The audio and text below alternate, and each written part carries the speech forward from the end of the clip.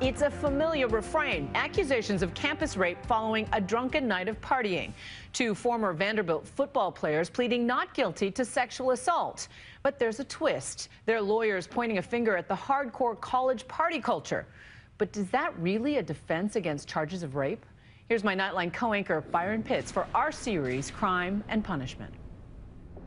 Tonight, a different campus, different names. But we've seen this before, the toxic mix of binge drinking and bad behavior. The central question facing one of America's most prestigious colleges, the young men accused and the young woman involved. Was it rape? Prosecutors insist beyond a reasonable doubt. Little did she know that day that had such great promise for her would turn into her worst nightmare. The young woman, a neuroscience major at Vanderbilt, drunk and passed out. She doesn't remember anything until the next morning. Two of the accused have agreed to testify against the others, leaving Brandon Vandenberg and Corey Beatty on trial for sexual assault. Vandenberg was the alleged victim's boyfriend. You will see video. They arrive.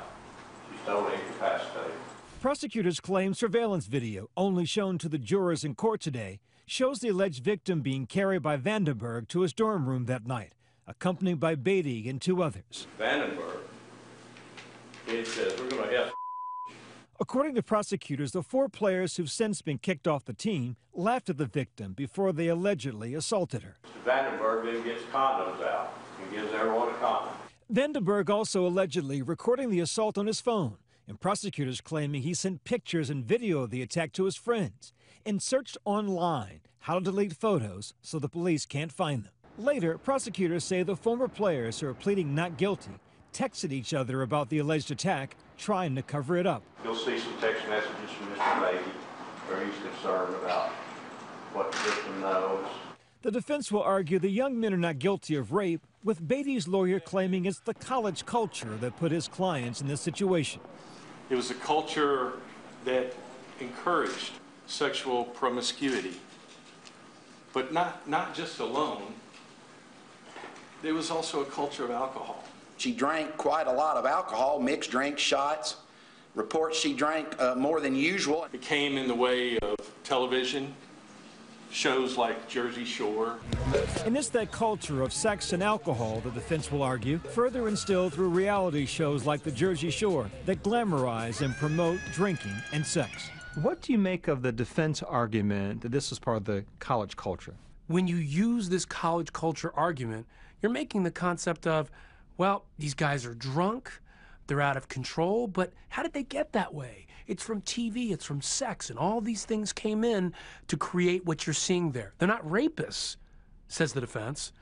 They're people who are acting this way because of the culture around them. Today in court, the defense started to poke holes at how police conducted their investigation, also raising questions about the DNA evidence. And you only found one stain on a greenish-blue towel, correct?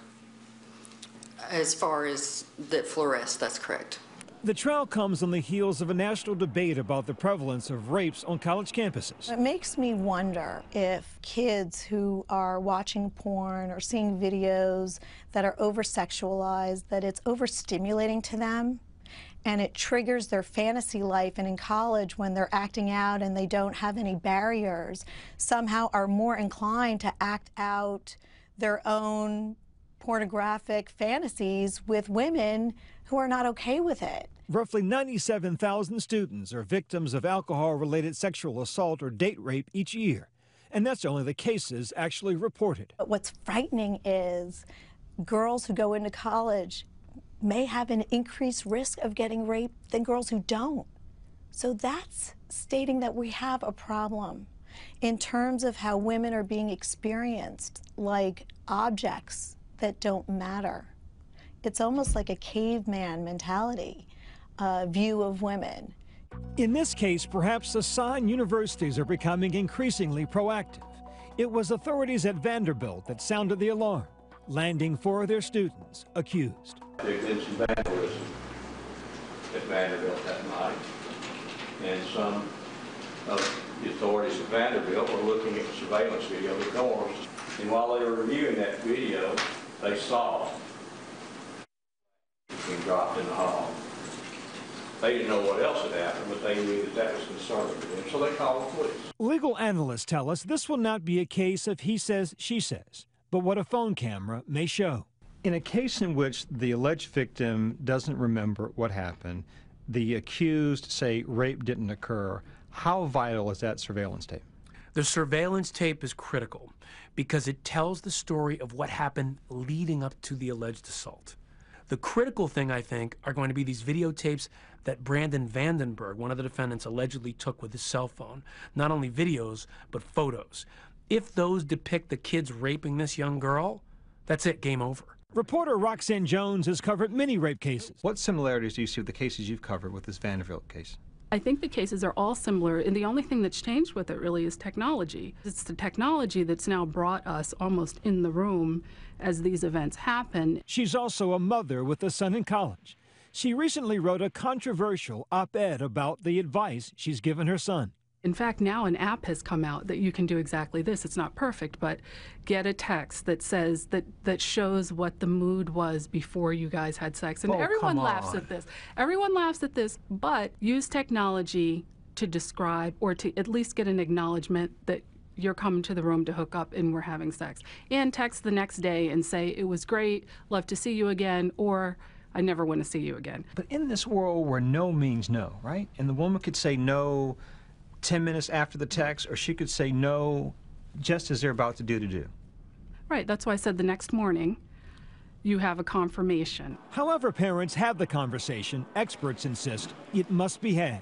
Find out what is the college you're considering doing about these kinds of incidents. What does the history of the college tell you about how they handle these crimes? And the other piece is have an open dialogue with your child. Let them know these kinds of things are happening and to take precautions that they need to take. All it took was one night to stun a university and derail the lives of several students, all young, all gifted, and all allegedly drunk. For Nightline, I'm Byron Pitts in New York.